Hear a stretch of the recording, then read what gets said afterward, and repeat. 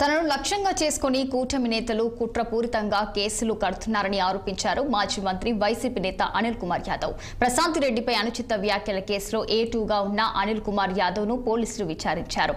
Nellore rural DSP కార్యాలయంలో Kovur CI Sudhakar Reddy ప్రశ్నించారు.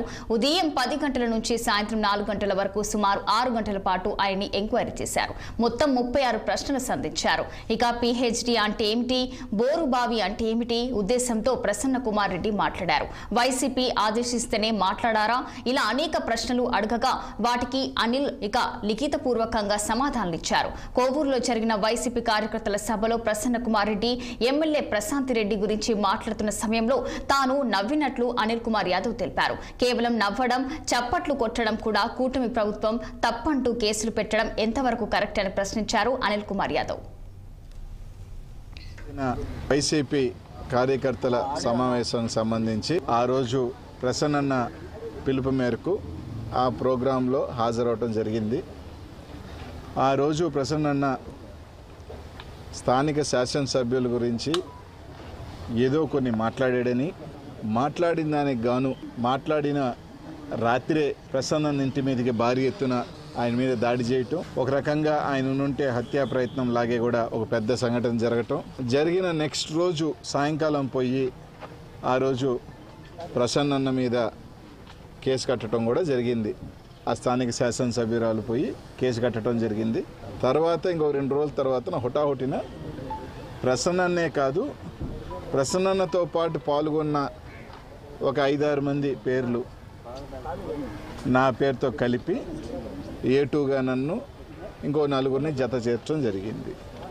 దేనికంటే ఆయన పాల్గొన్నందుకు మేము కింద కూర్చొని నవ్వామని, మేము పాల్గొన్నామనో దాని మీద మళ్ళీ ఇంకొక FIR కట్టి మా మీద కేసులు పెట్టడం జరిగింది. దానికి సంబంధించి ప్రసన్నని ఇంకా మిగతా 4గురిని కూడా విచారణకు పిలిచారు. నన్ను 30వ తేదీ వస్తానని చెప్పాను. మళ్ళీ పోలీసులే 30వ తేదీ కాదు 4వ తేదీ రండి అని చెప్పడం జరిగింది. దానికి సంబంధించి 10 గంటలకు వచ్చాను.